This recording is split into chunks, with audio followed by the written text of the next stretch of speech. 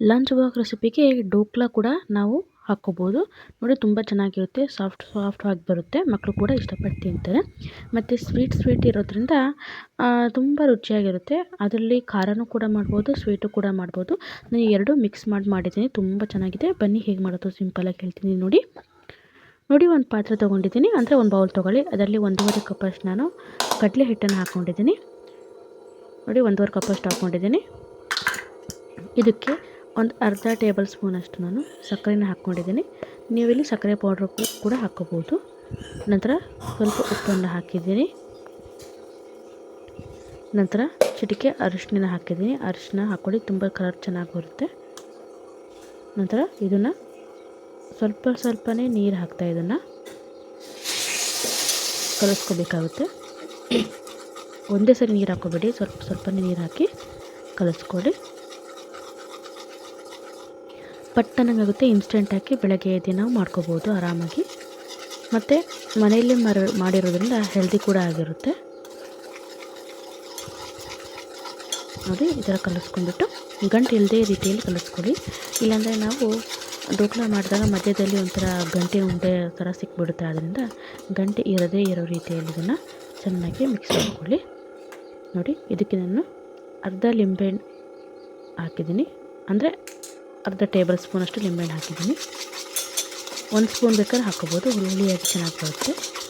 ಯಥೇಚ್ಛವಾಗಿ ಹಾಕಬೇಡಿ, ಅರ್ಧ ಅಥವಾ 1 ಸಾಕು. ಸಣ್ಣ ಸ್ಪೂನ್, ದೊಡ್ಡ ಸ್ಪೂನಲ್ಲ, ಸಣ್ಣ ಸ್ಪೂನಲ್ಲಿ ಅರ್ಧ ಅಥವಾ 1 ಸ್ಪೂನ್ ಹಾಕ್ಕೊಳ್ಳಿ. ನಾನು ಅರ್ಧ ಸ್ಪೂನ್ ಹಾಕಿದ್ದೀನಿ. ನಂತರ ನಾನು ಸ್ವಲ್ಪ ಗಟ್ಟಿ ಅನ್ನಿಸ್ತು, ಇನ್ನು ಸ್ವಲ್ಪ ನೀರು ಹಾಕ್ಕೊಂಡು ಮಿಕ್ಸ್ ಮಾಡ್ಕೊಳ್ತಾ ಇದ್ದೀನಿ. ನಾನು ಚೆನ್ನಾಗಿ ಮಿಕ್ಸ್ ಮಾಡಬೇಕಿದ್ದೀನಿ. ಎಷ್ಟು ಚೆನ್ನಾಗಿ ಮಿಕ್ಸ್ ಮಾಡ್ತೀವಿ ಅಷ್ಟು ಚೆನ್ನಾಗಿ ನಮಗೆ ಡೋಕ್ಲಾ ಬರುತ್ತೆ, ಸಾಫ್ಟಾಗಿ ಬರುತ್ತೆ, ಗಂಟಿಲ್ಲದೆ ಇರೋ ರೀತಿಯಲ್ಲಿ.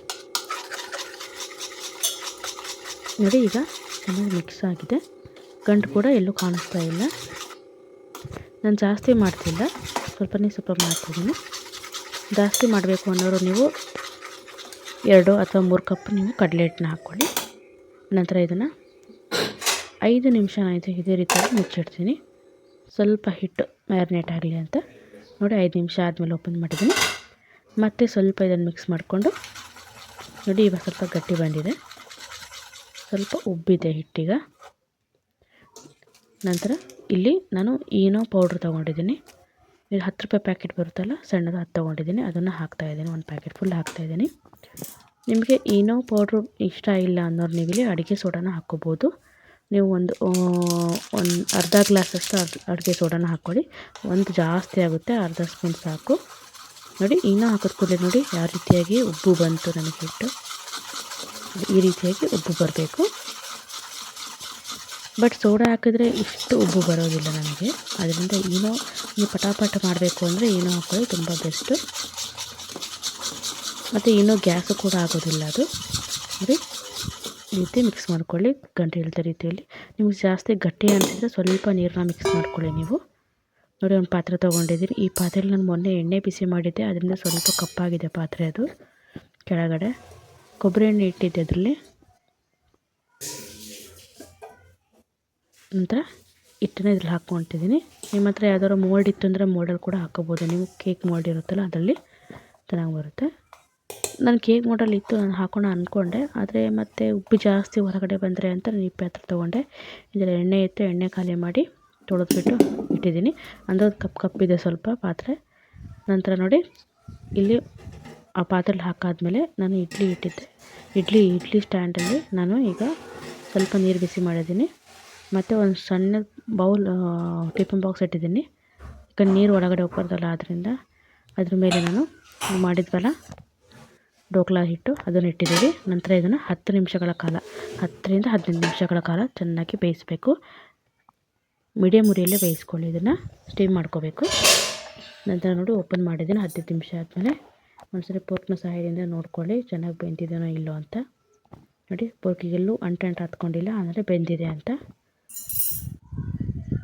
ಈಗ ಇದನ್ನು ಒಂದು ಪ್ಲೇಟಿಗೆ ಹಾಕೋಣ.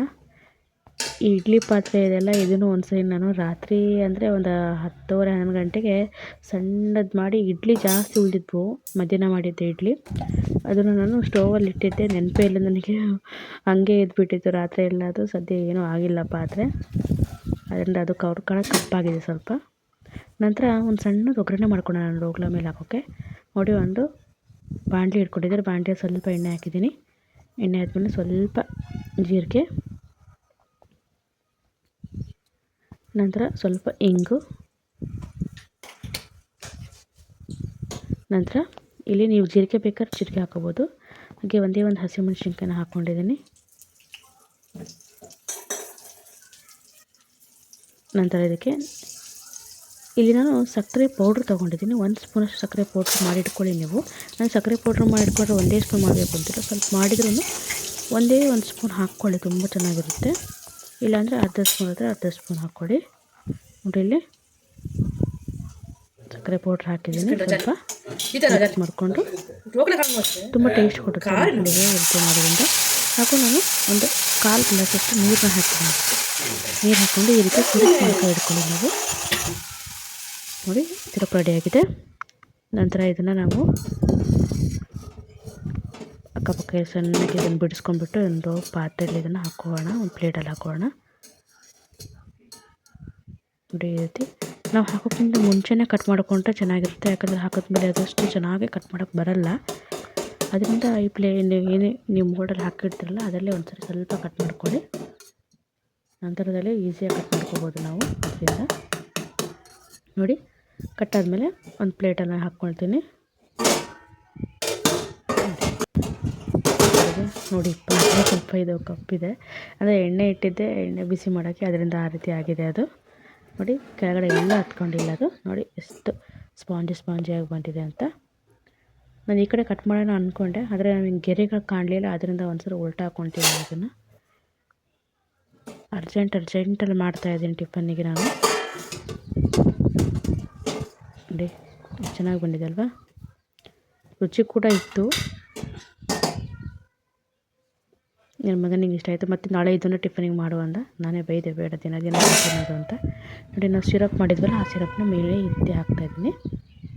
ಜೀರಿಗೆ ಬೇಕಾದ್ರೆ ಜೀರಿಗೆ ಹಾಕ್ಕೊಳ್ಳಿ. ನಿಜವಾಗ್ಲೂ ತುಂಬ ರುಚಿಯಾಗಿರುತ್ತೆ ತಿನ್ನೋಕ್ಕೆ. ನಾವು ಇನ್ನೂ ಸ್ವಲ್ಪ ಜಾಸ್ತಿ ಹಾಕಿದ್ರೆ ಇನ್ನೂ ಉಪ್ಪು ಬರುತ್ತೆ. ಸಾಕು ಒಬ್ಬರಿಗೆ ತಿನ್ನೋಕ್ಕೆ ಅಷ್ಟೇ ಅಂತ ನಾನು ಮಾಡ್ಕೊಂಡಿದ್ದೀನಿ. ನೋಡಿ ನೀವು ಇದೇ ರೀತಿಯಾಗಿ ದೋಕ್ಲ ಮಾಡ್ಕೋಬೋದು ಸಿಂಪಲ್ಲಾಗಿ. ಹಾಗೂ ನಮ್ಮ ಚಾನಲ್ ಯಾರು ನೋಡ್ತಿರ್ಬೇಡಿ, ಸಬ್ಸ್ಕ್ರೈಬ್ ಮಾಡ್ಕೊಂಡು ಲೈಕ್ ಮಾಡಿ ಶೇರ್ ಮಾಡಿ. ನೋಡಿ ನಾನು ಫಸ್ಟ್ ಗೆರೆ ಹಾಕಿದ್ನಲ್ಲ ಅದನ್ನೇ ಸ್ವಲ್ಪ ನಾನು ಪ್ರೆಸ್ ಮಾಡ್ತಾಯಿದ್ದೀನಿ. ಈಗ ಚೆನ್ನಾಗಿ ಬರುತ್ತೆ, ನಿಜವಾಗ್ಲೂ ಚೆನ್ನಾಗಿ ಬಂದಿತ್ತು. ಮಕ್ಕಳಿಗೆ ಇಷ್ಟ ಆದರೆ ಸಾಕಲ್ವಾ. ನೋಡಿ ಎಷ್ಟು ಫ್ಲಫಿಯಾಗಿ ತುಂಬ ಚೆನ್ನಾಗಿ ಬಂದಿದೆ. ನಮ್ಮ ವಿಡಿಯೋ ನೋಡಿದ್ದಕ್ಕೆ ಧನ್ಯವಾದಗಳು. Thank you, bye.